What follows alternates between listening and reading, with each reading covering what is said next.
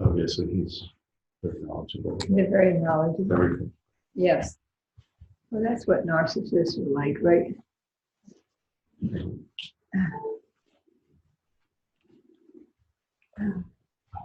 morning.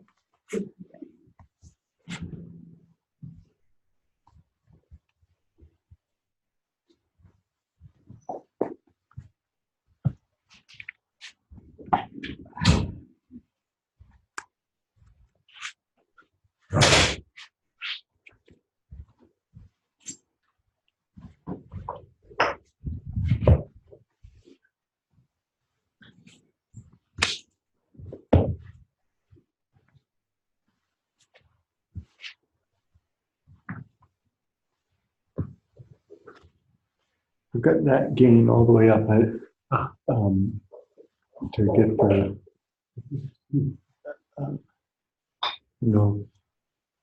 should also bring it up on your rig or not?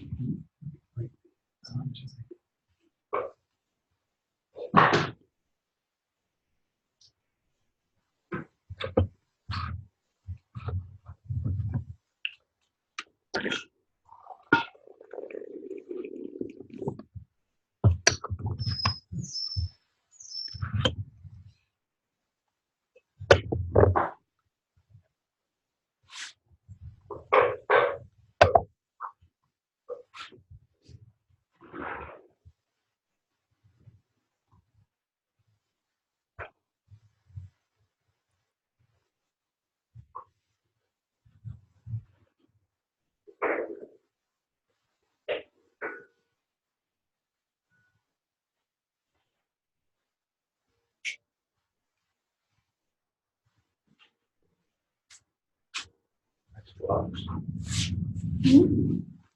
Flux.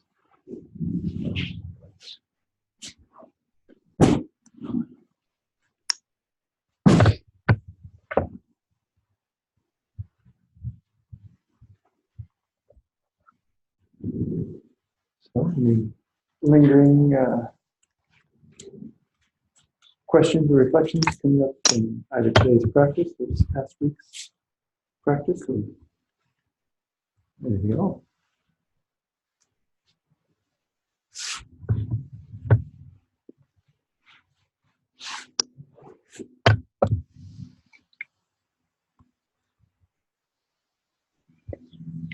So if it doesn't feel indulgent when I shared August stories and No.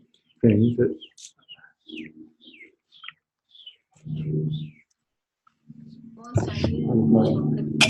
Feel like a bird waiting practice for world. Sitting around in the nest here. It's the right time of year. Yeah. That's a great story. No, it's a very good story. Good to see you, August. Thank you. Very affected by just the image of, he's Yeah. almost 7. He's in this well-fitting soccer uniform, standing so, by that I don't mean really tight, but just like it suits his young man body. He's standing so straight, and you see it coming up, and you see him choose, and he faces off in the distance. You just kind of feel this, and then he turns around and joins the group again. That was so amazing. Yeah, you should be proud of that.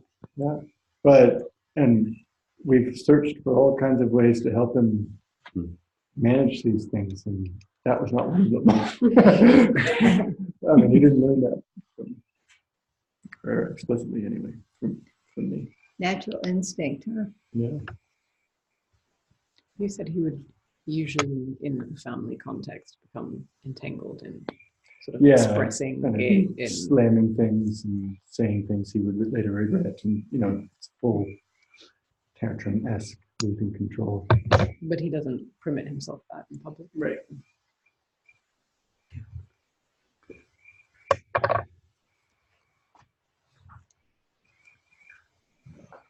I used to offend him regularly when we would play soccer. Yeah. remember one time just sort of sitting down and saying, "Hey, am I not allowed to make goals? Just tell me. I just want to know what the rules are here." The unwritten rules. Yeah, it's hard to find a cognitive release, a rational release, because he needs you to be doing your best. And I don't want to divert too much into details, parenting August, but Animals like that. but we're all like that a little bit. Like, you know, he needs his opponent to be trying their hardest, and he needs to be winning. Yeah. So,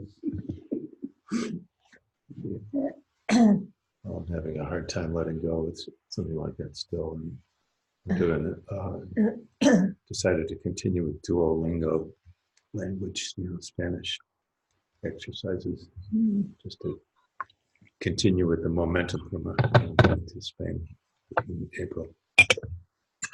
And they have this thing where you accumulate points by completing sections.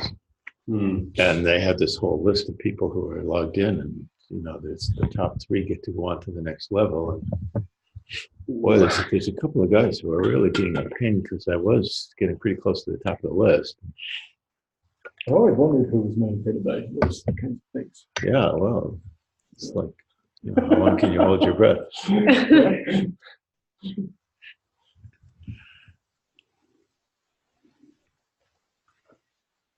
And I thought it would be kind of funny to do that.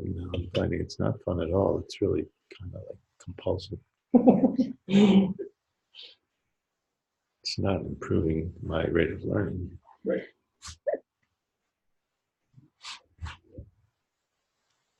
I figured out something very, very complex. So thank you for sharing that August story.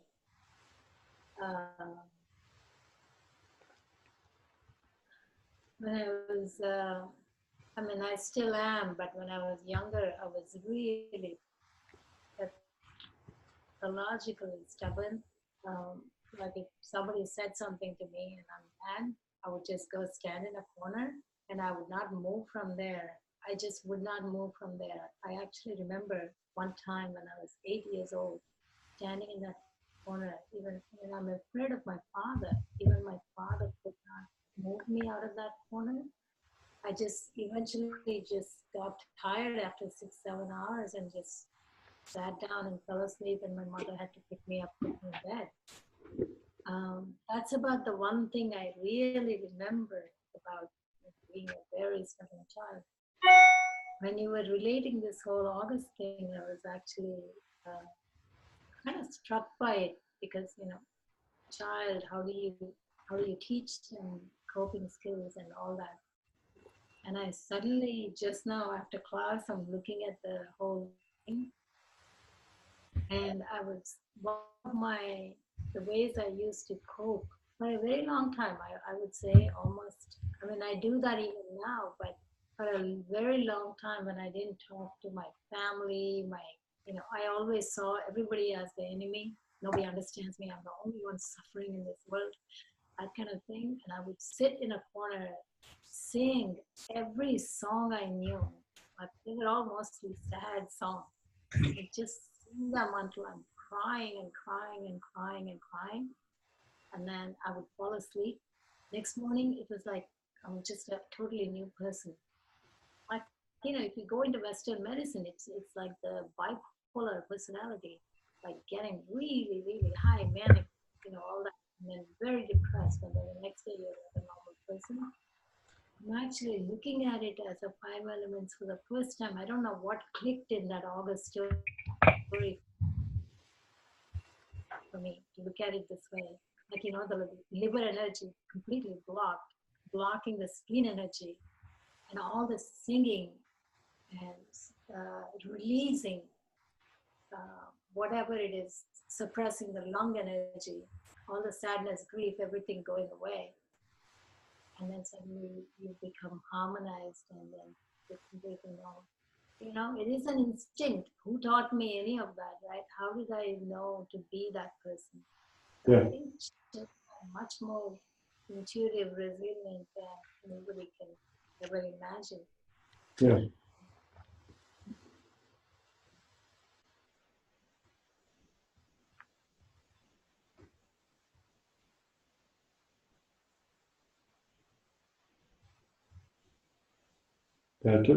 From my perspective, it's in part,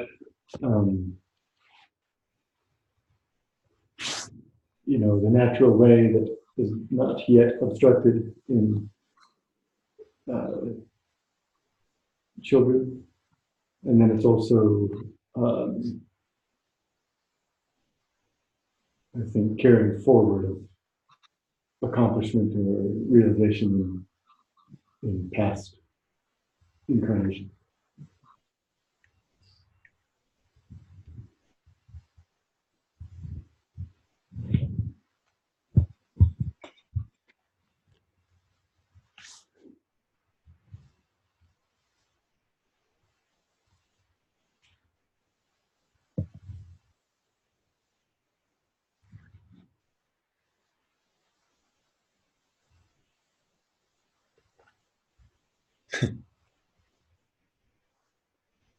Thinking of August and soccer, and I had to periodically have soccer dreams, and most of the time they aren't going that well. And so when I wake up, I try to kind of like replay the dream and change the outcome.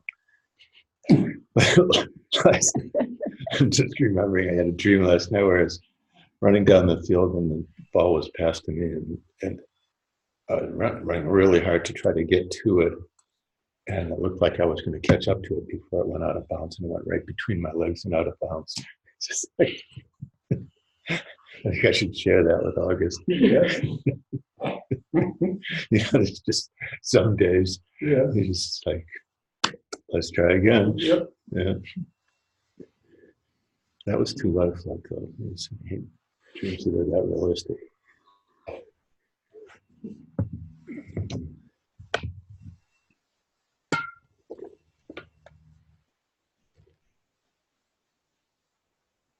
In the practice, which was what we just did, I had an experience that I had before also, and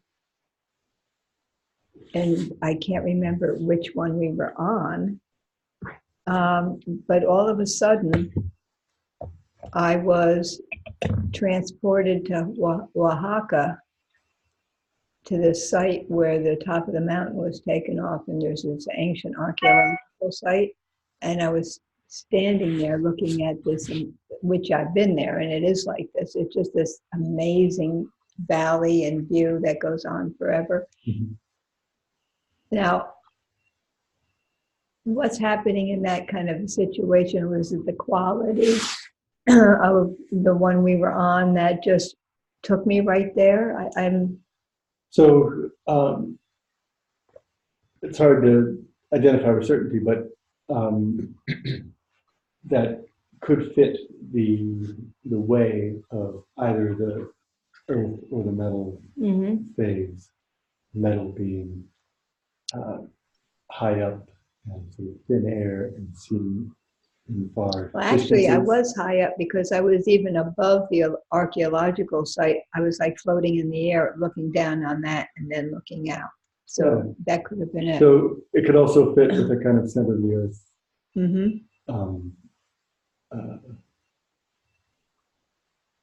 way, depending on your relationship to it, and could also be making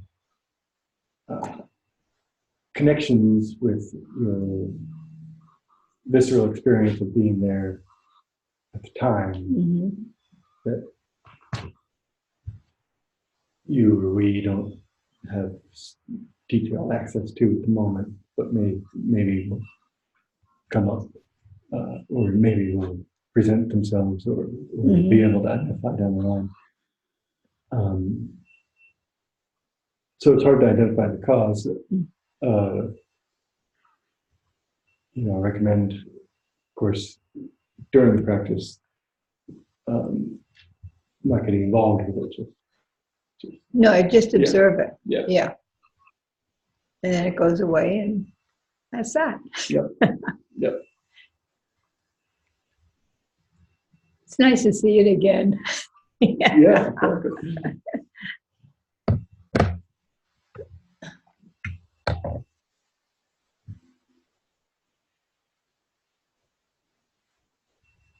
So how was Thank you. were your experiences of the silent exhale mantras, if that is different than you've been practicing it? How does that feel today? Oh, I started yawning every time we did. I just kept yawning and yawning through each one. Yeah. It was triggering that kind of response. Sure. That was today. Yeah. Yeah, it can be sort of deeply calming in that way, or it can be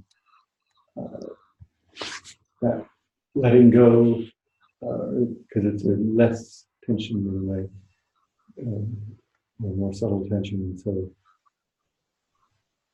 it can also reveal a tiredness that is in there, or it could be a settling expressed by the yawn. I tend to practice that way. Usually, Okay, yeah. I find it. Just find them more sort of in each sort of phase element. Yeah. But the metal seemed to correspond with a cool, dark night. The clouds dropped, and it felt like a cool breeze came in. Yeah. Maybe just Yeah, was it? incidental, but Yeah. it was interesting. I've been feeling that throughout the practice periodically. I didn't associate it with just one of the Right. phases, but I tend to like the sound just because of it sort of vibrates me more. But doing it silently is less stressful. Mm-hmm. You know, it's easier to relax my breathing with the silent one because you don't have to push quite as much to get a sound. Right. You know? So, but in general, I like the sound of the mantras. It felt so subtle that at times I wasn't sure there was any breathing happening anymore, or where the exhale was coming from. I think initially I was sort of focused on feeling whether, or discerning whether I was exhaling through my nose or through my mouth, and eventually it just didn't make a difference. Yeah. Whereas with sounding, and maybe it's just as worthwhile, but the breath takes second stage to hearing oneself and hearing others. Sure.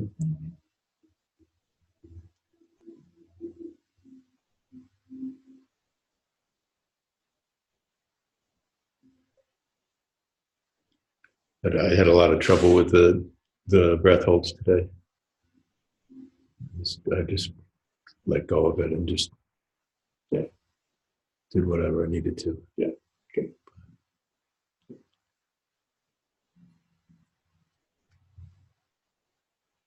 Yeah, sometimes the day is different. Sometimes, maybe would have been beneficial to shake and stuff first. Release other potential tensions. Sometimes doing like with 3 sources, we were often starting with 9 breath holds prior to actually doing the form, and that kind of seems like that prepares you, and you were infusing your body with a lot of extra oxygen or something, and so you can have longer breath holds. Yeah, you can relate to the initial triple burner phase that way if you like. Yeah.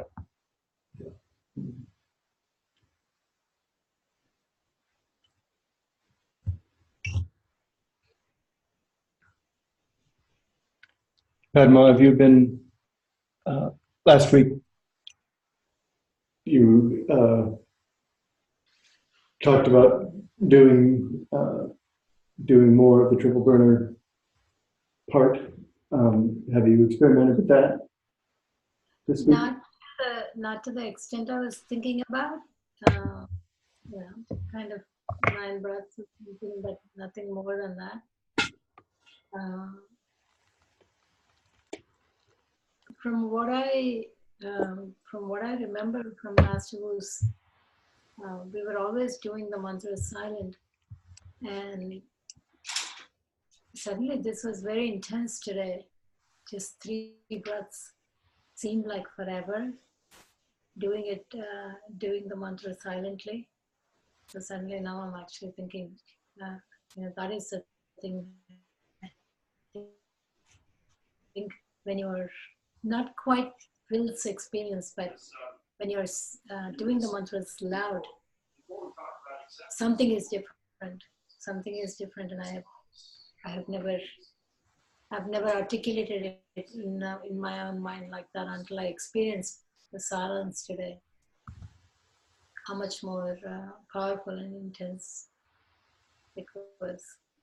So I think that is what I would be looking at more than the numbers. I think the silence. Sure.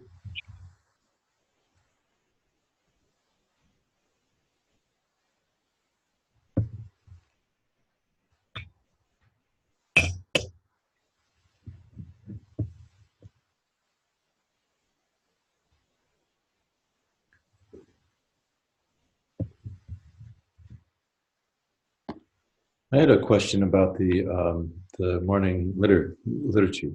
Mhm. Let's see. In the new part that you're working on currently, that there's some references to the existence of non-existence, and I was wondering if why there seemed to be a reference to existence and non-existence and non-existence and the absence of non-existence. Trying to, is there a reason why the duality isn't between existence and non-existence, and each one, rather than each one seeming to have its own duality? Well, it's both, and I think that the reason we explore the polarity within each, in addition to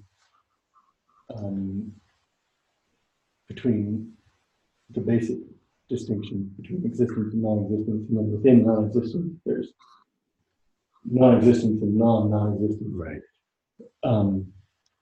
I think its intent is to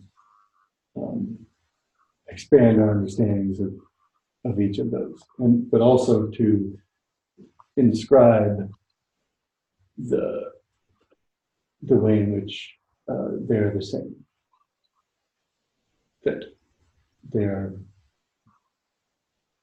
codependent aspects of the singularity. So that there is not existence without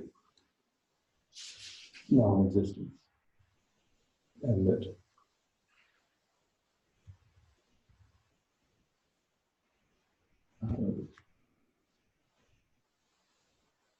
they can't exist without that tension between the other and them. At the same time, I don't know, I'm not getting at it very well at the moment. But and then there's also this attention drawn to that identifying and naming of all the different ways that we call non-existence makes it existent, and to recognize that we've limited it and there is a non-existence beyond that. It makes me think a little bit of the way we kind of descend from the root when we're describing, starting with the Wuji and then each thing, it's sort of a binary tree descending from the root. Mm-hmm. So you start with everything, and then you have existence and non-existence, and then you have existence and non-existence both sort of split as an existing and a non-existing part of it. That's a great It's sort of correlation. yeah, it sort of feels like that's It is that. Yeah.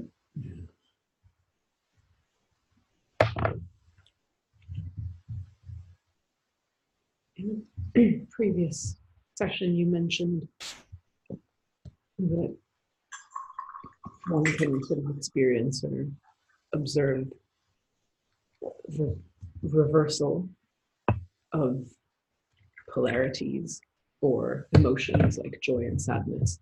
You used the metaphor of an egg flipping. Mm-hmm. And I wondered if there's a sense of what becoming aware of that and observing that leads to, and whether that's something that is continually playing itself out, or whether there's a kind of stabilization of that reversal over time, or just an increased awareness of it. Mm-hmm. I guess I think I've experienced it most prominently on an emotional plane, but I imagine it could be the case in other subtle ways, in other realms too.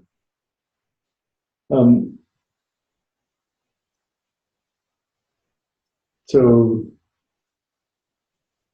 in my experience, my feeling about that is that by being aware of both sides of that,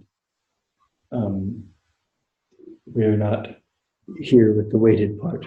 We're in both parts. We're in both joy and sadness simultaneously, which puts us in the center. And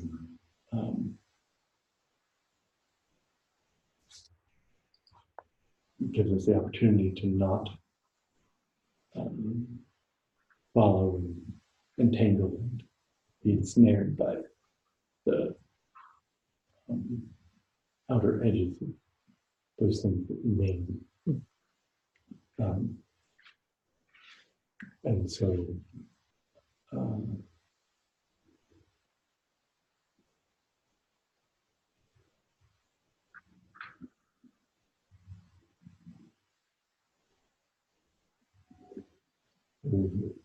for example, not to feel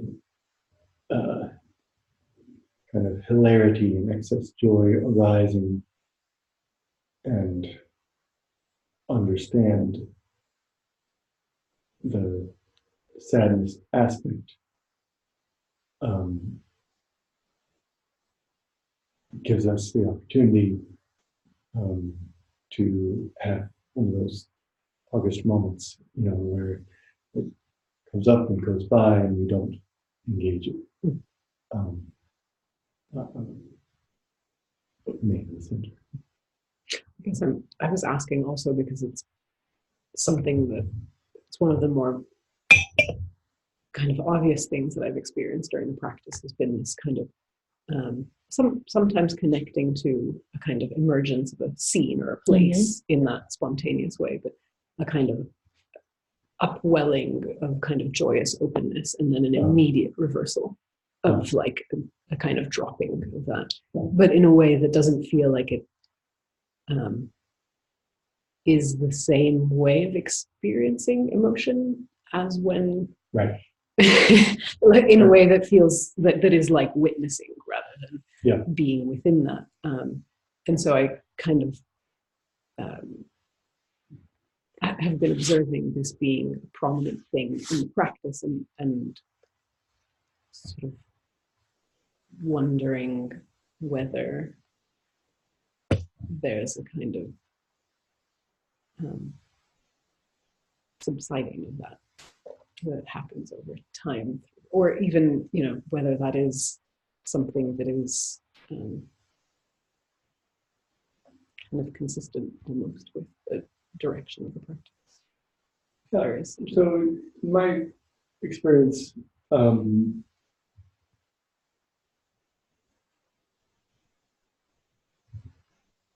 it happens less over time.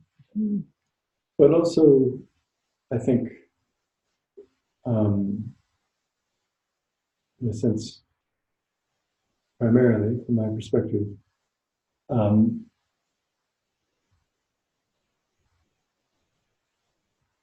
when you're able to witness it or kind of watch over it from center,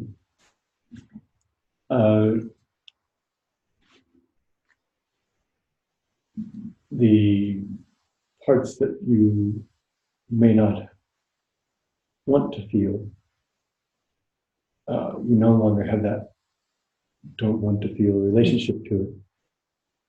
And sadness is equally wondrous as happiness, as joyfulness. And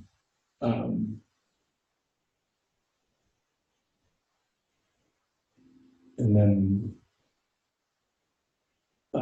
so sometimes one of the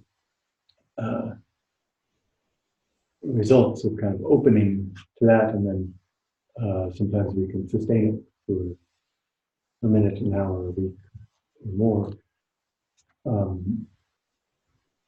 is quite magical. Like everything is radiant and wondrous, including waves of grief and pain is extraordinary. You know, everything has that. From center has that wondrous multitude quote, and so that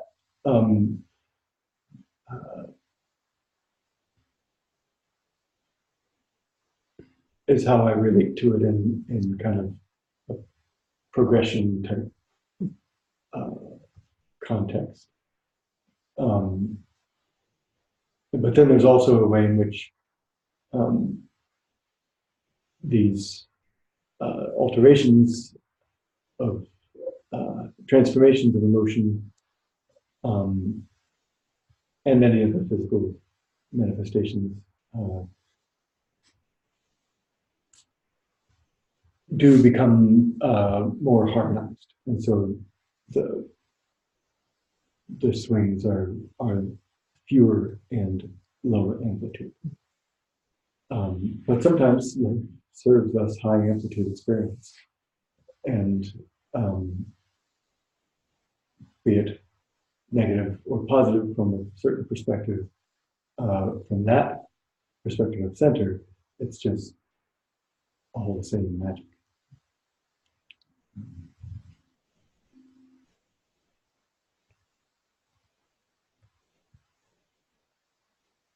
Seems right that what August did in that moment, or what happens from abiding in the center, is working out the same thing that gets worked out through the entanglement with a whole load of more drama or more interplay, you know, between other people and chastising and self-criticism and that sort of thing that sort of seems like it's, if it is a pattern of chi, or it is a certain kind of rhythm or a certain kind of repetition, that it might still arise. It's almost the same you're potentially confronting the same block or obstacle, but it's being diffused in a very different manner. I don't know if that's right. It's Yeah. I'm just hearing in what you were saying, that recognizing that pattern and having experienced in different ways those two playing out, that's very long-winded and agonized, and a release that is much more resonant with the movement towards subtlety and, you know, My experience of that, the egg, has been to kind of make present the fact that the simultaneity of those two things, which I guess is why I brought it up, kind of falling on from Phil's existence, non-existence. It wasn't from the soccer going to the in a way that kind of completely undercuts the sense of their polarity and of kind of sequential time, the sense that if some moments you're happy and at some moments you're sad, or some places make you happy and some places make you sad. It's the kind of emergence of an image as well that elicits something, and then this immediate awareness of how the opposite but the same can kind of be lodged in it. Yeah. And yeah, I don't know, it's kind of sort of unspeakable. But that almost allows for undercutting the sense of kind of agonized temporal working out of things, and of having to repeat those patterns of either speaking out your suffering until it kind of runs you into the ground, or and you don't have energy to suffer anymore, and you're like, you know, or like speaking it out on someone else, or however that runs its course. Sure.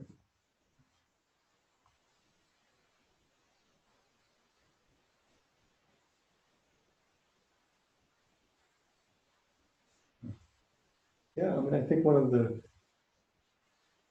strengths and potential power of practice and study is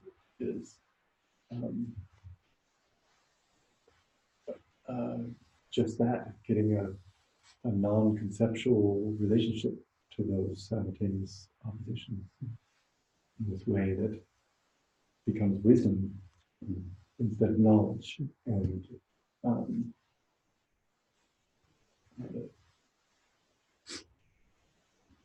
is available to smooth the path.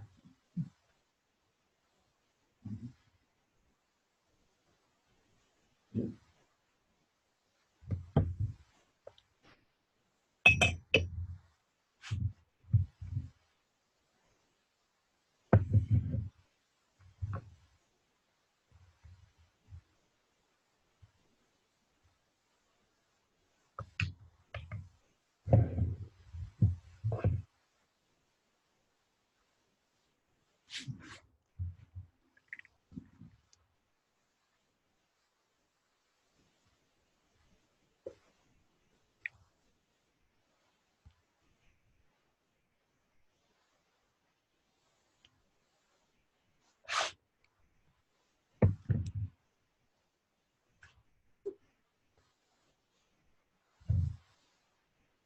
I just discovering oppositions.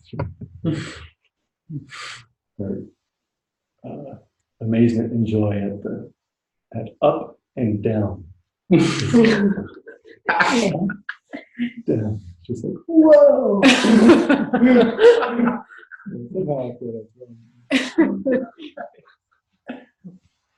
before it wasn't distinguished. You know, I don't know if we discovered it. No, but you know, Is it her own being lifted and lowered, or is it it's just less so. anything? It's sort of, but or you know, she enjoys that too. But mainly, it's if you stand in front of her and it's like high, and then low, and we go slow. And it's like, it's just amazing. It's beautiful. also kind of amazing that we cease to be amazed Right. about it over time and then end up just being totally like distraught by that whole movement.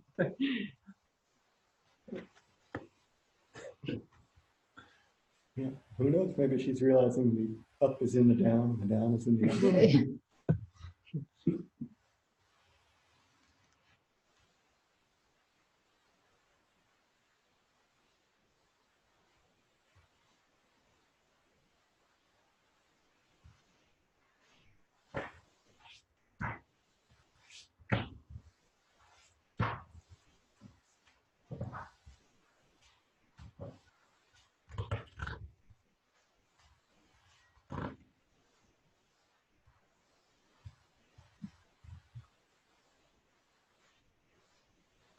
So last week we started with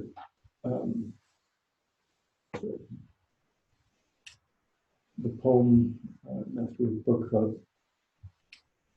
Yang Wood, Jiang Wu.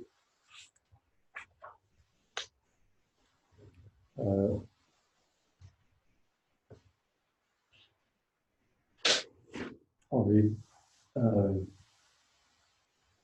Master Wu's version and then mine. And we can address any questions and then we'll move to Yin Wood, Yi.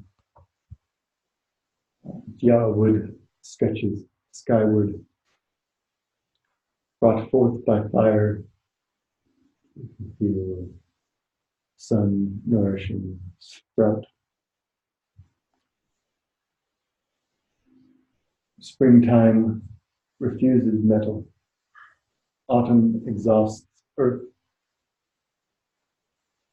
A fire riding dragon, bestriding tiger through torrents. Harmonized by heaven and earth, Jia stands 1,000 years. I tried to tease that out a little bit in my translation, clarify the relationships.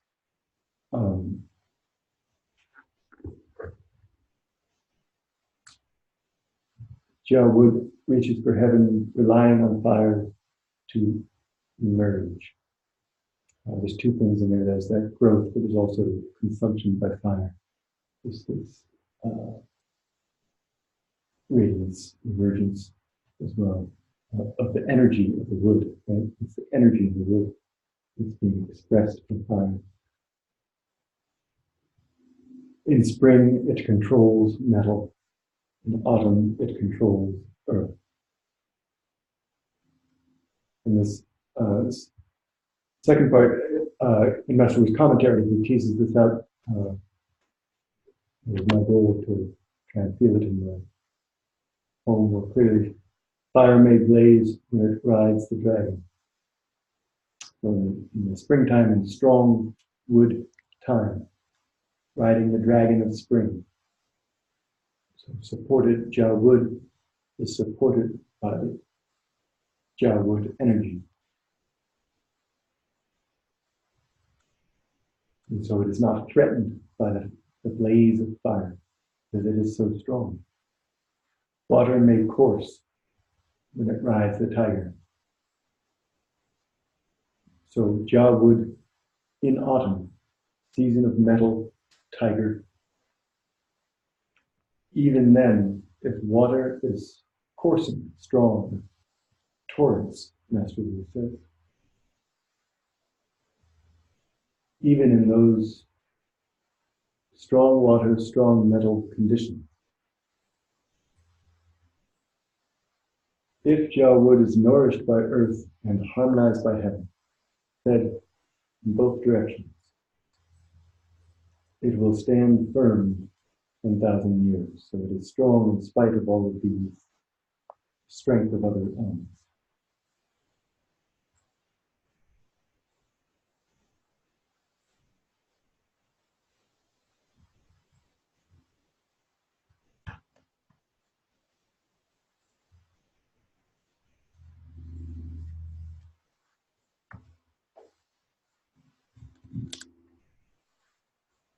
Whereas the other aspect of wood, gentle new wood,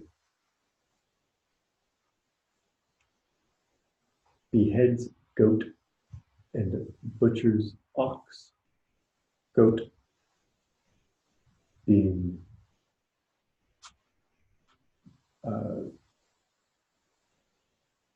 so these are two earth phases. So it's controlling the earth phase of summer and the earth phase of water.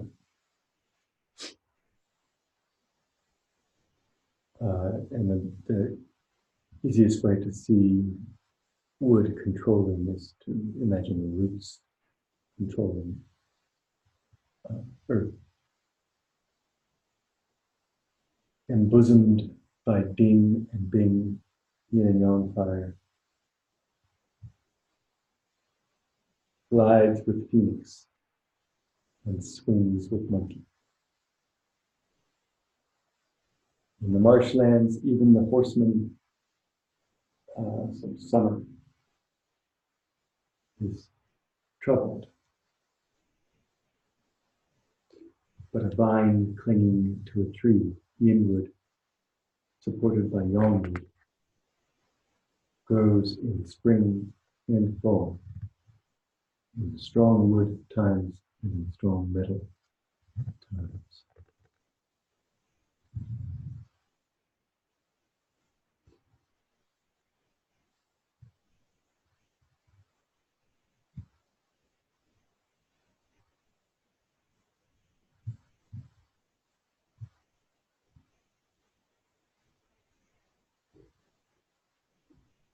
Even the yin wood, if it is supported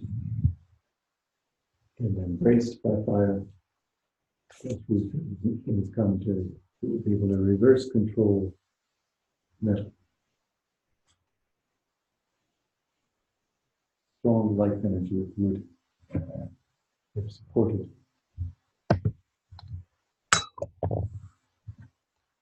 Can thrive in all conditions.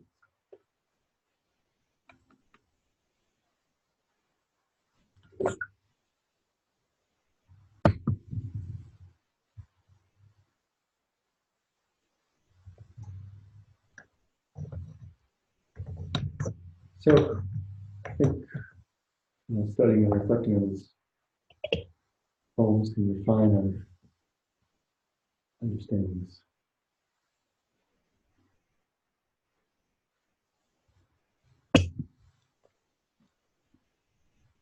I find the use of the word control very confusing.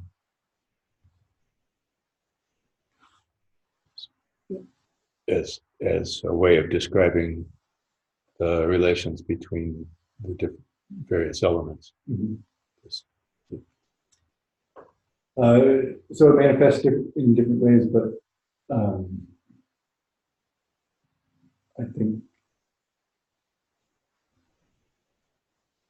seeing it as a technical term is useful. And so when wood controls earth, it's seizing, holding, not necessarily negative. If earth is going to wash away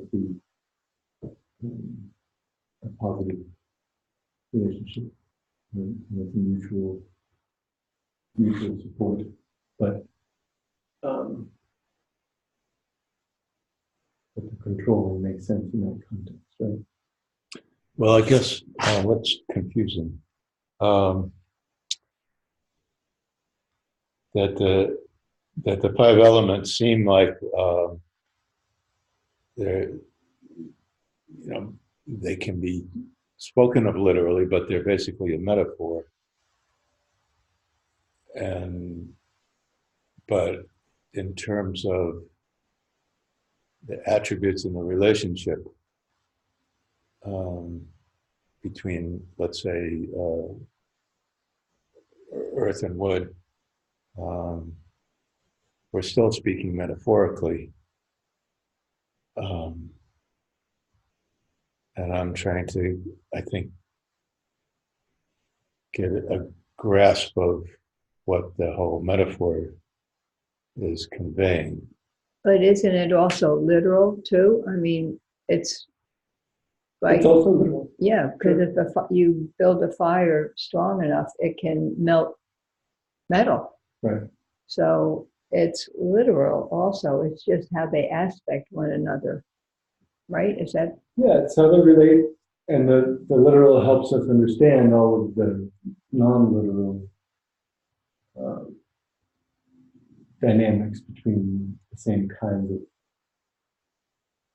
categories of energy. Yeah, and I mean, I can see how the literal is a little easier, of course, to But even to in, grasp, as a concept, but then to translate that into a non-literal. like an astrology chart, where these qualities are aspect in a person's astrology, and the qualities are manifesting, and how those natures are aspected. Is that right? I mean, Sure. I mean, yeah. But I haven't quite identified in your question where the confusion is. Yeah. I mean, is there? I'm not sure how to articulate it.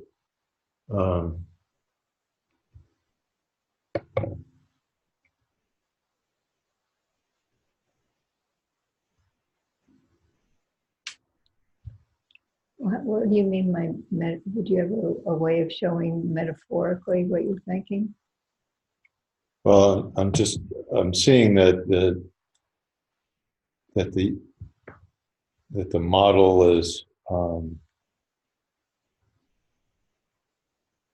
the five elements and their relationships are a metaphor that can be applied in a lot of different contexts, whether it's astrology or acupuncture or how you design your house, or there's a lot of different disciplines that use it, but once you get out of the sort of descriptive way of looking at the relationships in the most literal sense, then it starts to get confusing to me. Sure. Well, I mean, let's use an example of some kind. So, I mean, it's up to you. Can be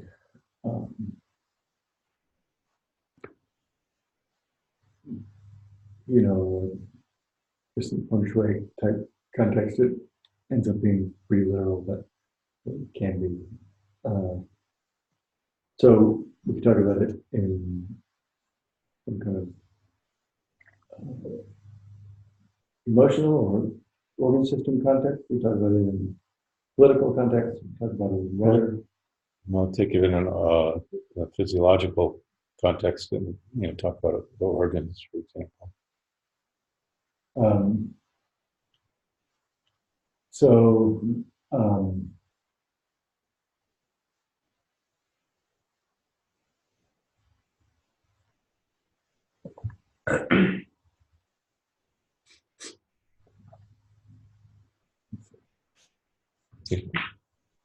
I mean, so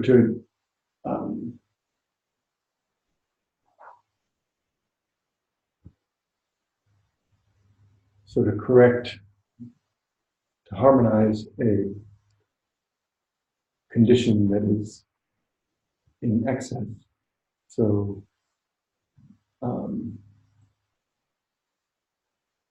how should we think about that? So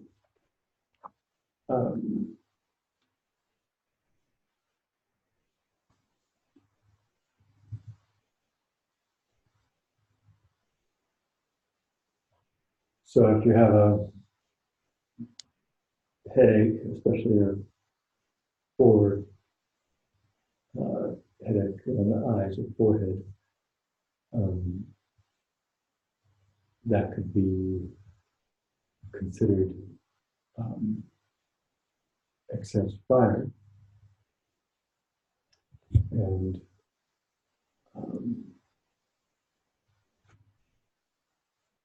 so it could be resolved by cold or stillness, applying water controlling fire.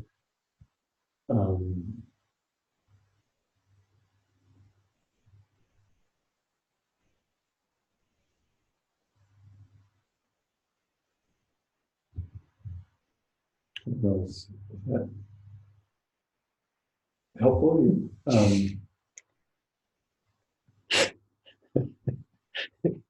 So to pee on your head, or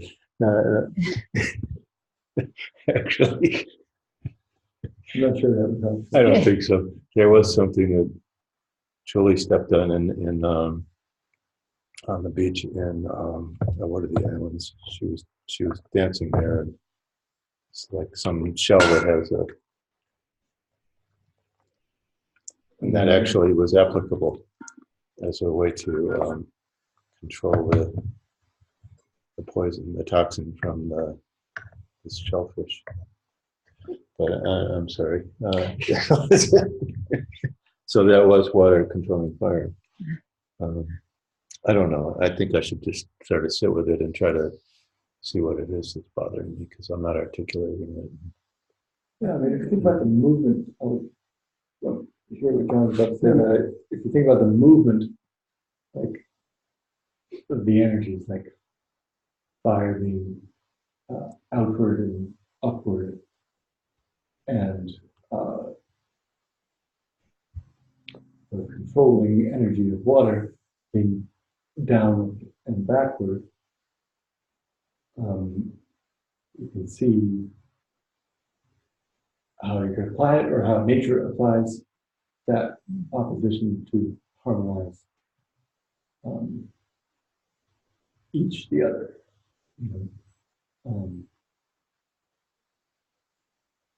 What do you think? I think I was circling a little bit around that last week and didn't manage to say it too, but there's a description of this sort of the way of having so many correspondences of a particular type that happens in different cosmologies, and I've been reading a little bit around that, but sort of people describe it as correlative cosmology. I'm talking about Chinese cosmology that didn't always originate with Taoism, but often they developed it or honored it and integrated it in some way. But people also describe analog, that you have these, if you name and you multiply the sort of naming as it applies across different categories in this way, you have these analogs where you're understanding the world through it. And that can feel like you're on the outside of this system in a way. But when I heard you describing these as just metaphors, I think or the way that feels right to me anyway, is that they're literal, not just as things that are outside us, but as chi. They are maybe ways of naming different attributes of chi, which is literal but isn't perceivable with the senses in that way. So the system feels like it's sort of outside you. If it's mapped on all these, there is a lot of information there, but in terms of that distinction between knowledge and wisdom, my sense is increasingly that the more you refine your practice, or however you want to say that, the more you align with wisdom, the more you might know that directly, and understand the associations without it being something you have to reference somewhere, sort of externally in some way. And I think that's one dimension of the sort of refining of Jing to Qi, is that there's the material universe with all these attributes, but potentially beginning to know chi directly within oneself, I guess, initially, but also through observing the external cycles of days and lunar months and yearly cycles.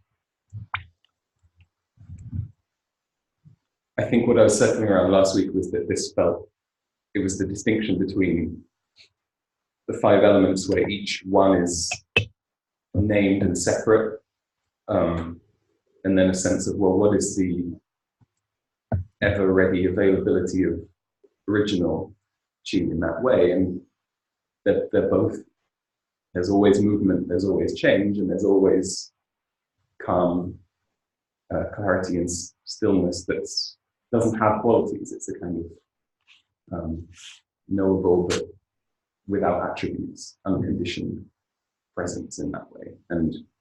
But the way of refining, giving space to that, is through understanding the world we're in, which is named in this way through the 5G.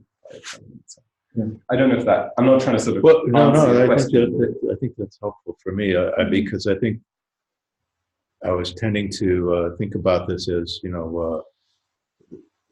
there was an assembly of the, 4 enlightened beings that took this as sort of revealed knowledge, and this is the way the world is organized, and there are 5 things, and we're going to name them as,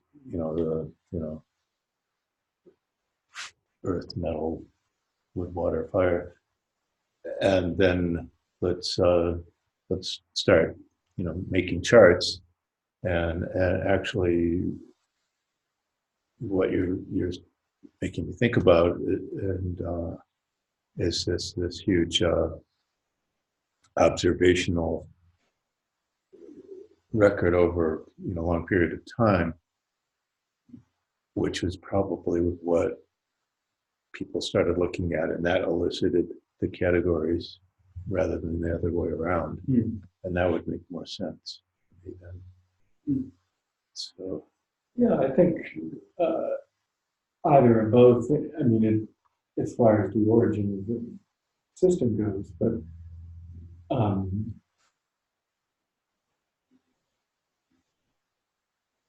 seeing it either all as metaphorical or all as literal, those being equivalent, is, I think,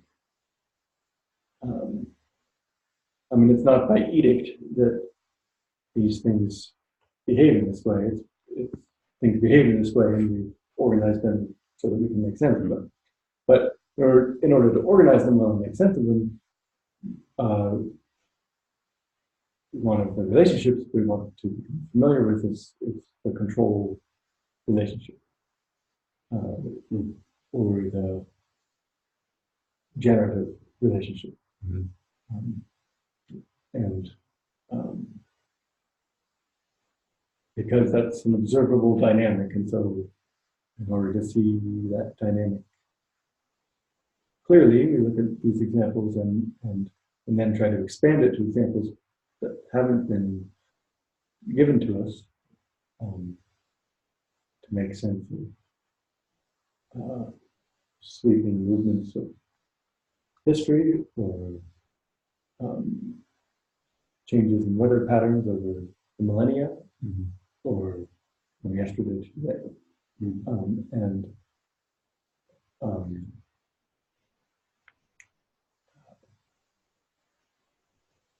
One of the patterns we have the opportunity to observe and become interested in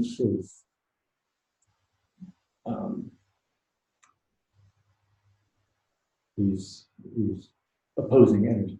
And so what we call the control cycle is just a way of illustrating a dynamic that, as you may have noticed, it just jumps one element, and I'll explain. So wood gives birth to fire, which gives birth to earth, and Wood controls earth, which gives birth to metal. Fire controls metal, gives birth to water, and earth controls water, like dams and whatnot. And water, water gives birth to wood, and metal controls wood. And so it's a relationship between what came before and what's coming next. And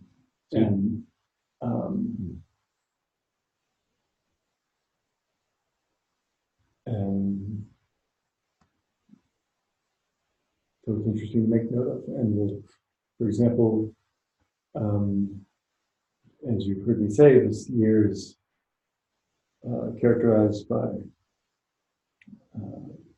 wind and wood, excess wood manifest with wind, and so expect particularly intensive viral, which is associated with wind,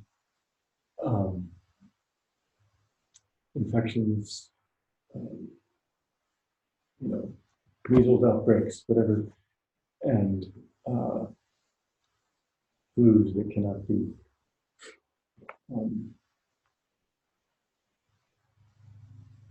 avoided or whatever.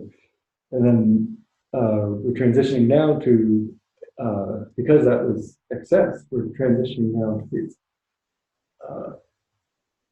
we call it a revenge energy, which is not to be taken with emotional complexity, but it's an opposition energy. So what was warm and wet, flooded the Midwest, center of our country, the damp, low earth of our vessel of our country, will now be, we're transitioning now to cool, dry, excess metal energy. And should complete in mid-July, and we'll experience that polarity in this year. And because wood was excess, the harmonizing energy is excess metal to control that excess wood. So it's interesting. So is control sort of in the sense of tempers or rebalances? Yeah. That's an easier word for me sometimes. Yeah. Yeah. Okay.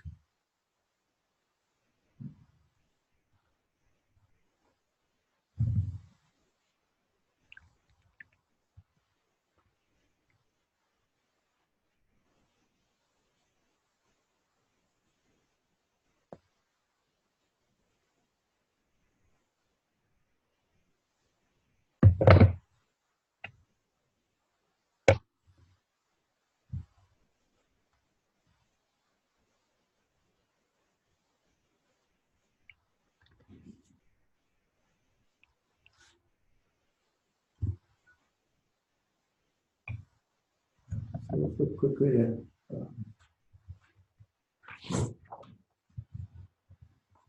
fire. Bing fire, Yang fire, sun in the sky at noon on summer solstice.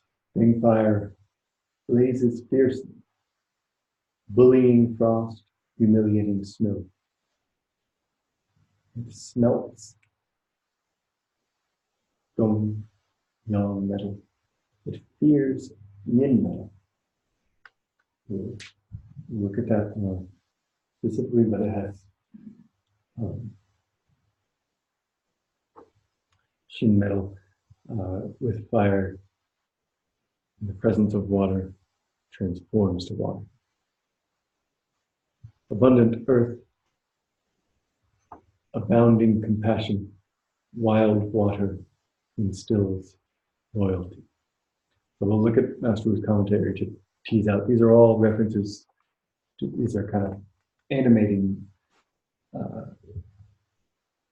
elemental relationships. Sometimes referring to other heavenly stems and sometimes to branches, earthly branches. and tiger, horse, and dog. So those are branches indicating particular months. Spring, summer, and late fall. Dog being the earth phase of metal. And tiger, horse, and dog's village. Even Jia, that astoundingly strong wood, even Jia becomes ash, consumed by fire, and returned to earth. The Bing has the most powerful yang energy. Just skimming through Westerwood's commentary here. Bullying frost and humiliating snow. Frost and snow refer to strong water, water in winter or in night. Usually water controls fire, however, the strength of Bing fire has the ability to reverse control water. So part of these poems loosen our potentially mechanical, categorical understanding of the distinction between and relationship between these elements. So yes, water controls fire, but if fire is really strong, it has no opportunity to control fire. It smelts dung, yang metal.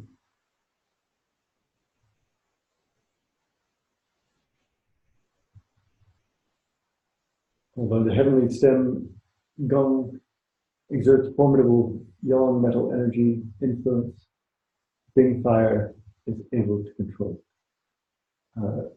Although that would not be a smooth and comfortable dynamic. It fears shin metal. In the alchemical process, yang fire, Bing and yin metal, shin, interact with each other in such a way that they transform to water energy. When Bing and shin are present together, Bing can be completely extinguished by the transformed water.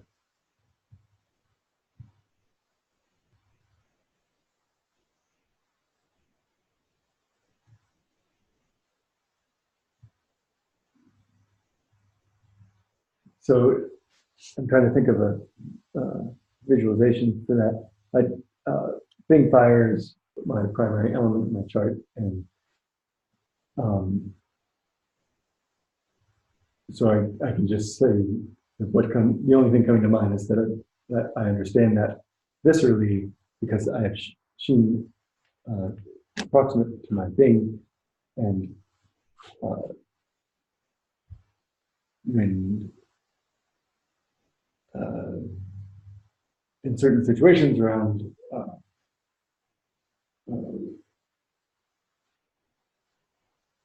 certain qualities in other people, the extinguishing of fire and energy in me is it's very tangible and visceral.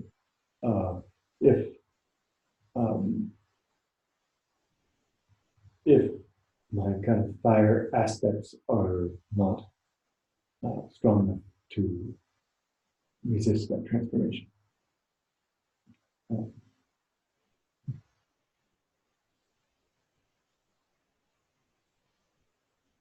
So I can go from like strong forward movement, expression, productivity to stasis and bottom of the valley dynamic very quickly if that transformation is supported to a greater extent than my fires is supported. So can't quite think of a nature example at the moment. Can I just I don't want to. But at the beginning, he's likening the 10 organ systems and 12 meridian systems to the stems and branches, and here he's alluding to the alchemical process. Yeah. In a way, you're kind of saying that within your own organ, channel, vessel system, these interactions are happening. You know, we might say things to each other, we might have body language, but ultimately there's this simultaneous effect that's going on internally in some way. That as those external engagements occur, your internal system is adjusting and changing, and that's affecting your state in some way. And the alchemy is working on that level in a different way, in a sort of more developed, cultivated, sustained way. Yeah. Okay. Just because he mentions it in that. Right. But doesn't go into so it. It partly means, alchemical here, it partly means merely transformation, transmutation, you know, becoming something else. So the big fire becoming water. And there's also yin metal and in the context of other water support. And so any transformation, transmutation is also considered alchemical. Okay. You can see how it gives you a great deal of information, understanding your own conditioned being, if you're trying to orient towards oneness or unity or wisdom, that when you're in this circumstance, you're going to probably react like this, you know, so it gives you a bit of... And similar to Ali's observation earlier in the discussion, you know, being aware of that from a distance in a way allows it to happen without following it in this useful way. Yeah. So abundant earth, abounding compassion. Earth is the child of fire. A strong earth influence will help draw the intensity of beings, yang fire, draw down, drain, equalize, harmonize, allowing fire to channel its burning energy toward nurturing its child, nurturing earth.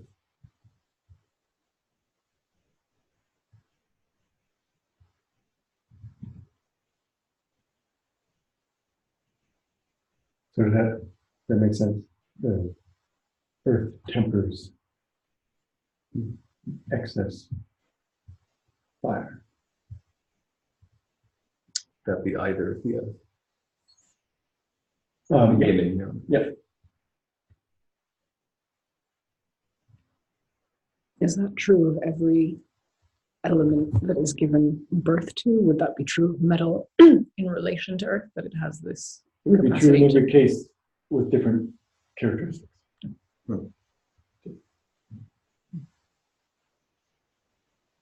So the language we often use is that it drains.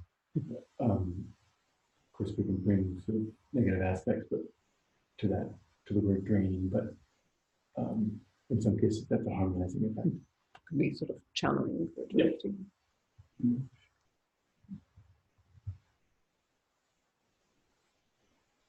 Water controls fire. Oh, wild water instills loyalty. The water controls fire, and strong water will dampen any common fire. If Bing fire is not your typical fire, its function is enhanced by the presence of strong water. This is because water of equal force is able to refine Bing water, keeping it aligned with the wisdom of water. It doesn't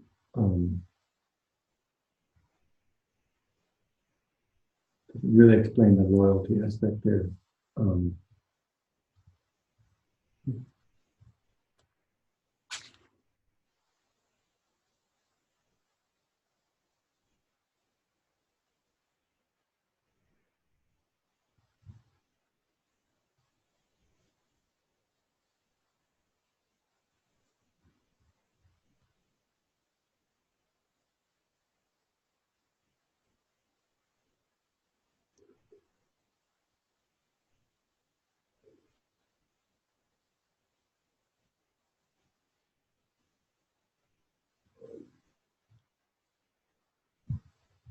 So I think it's similar to the last, I guess it was a pair of statements. So, so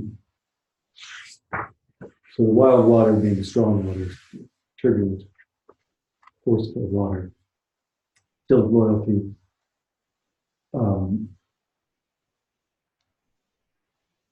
The loyalty should be kind of a tempering of excess into a steadiness and a allowing of the presence of earth qualities, which include loyalty. Explored anyway.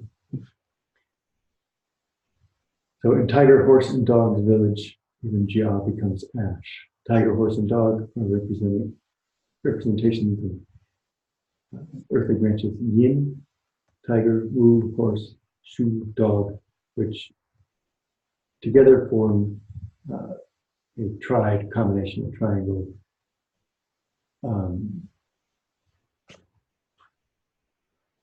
Gain of fire.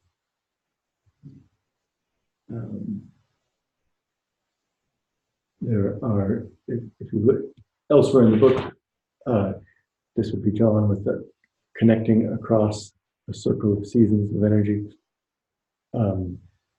And those three energies present support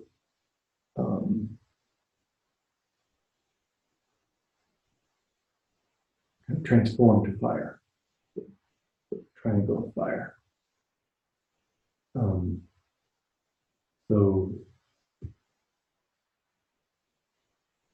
that fire is unstoppable if these energies are present.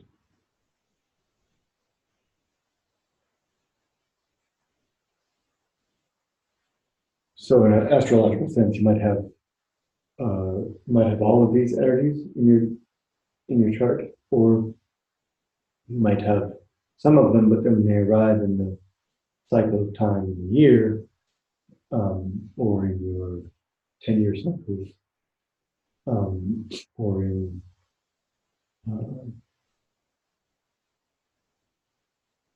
scenarios involving that kind of energy in other people,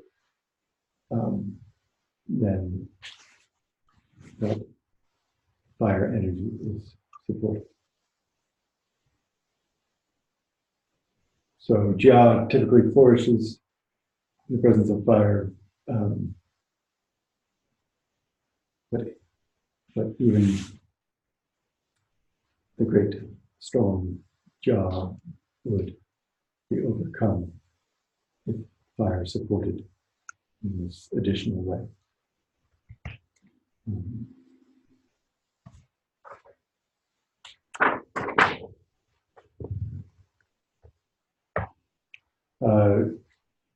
So I think, again, maybe I'll try to begin on this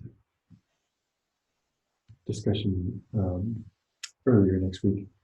Let's leave it there for today.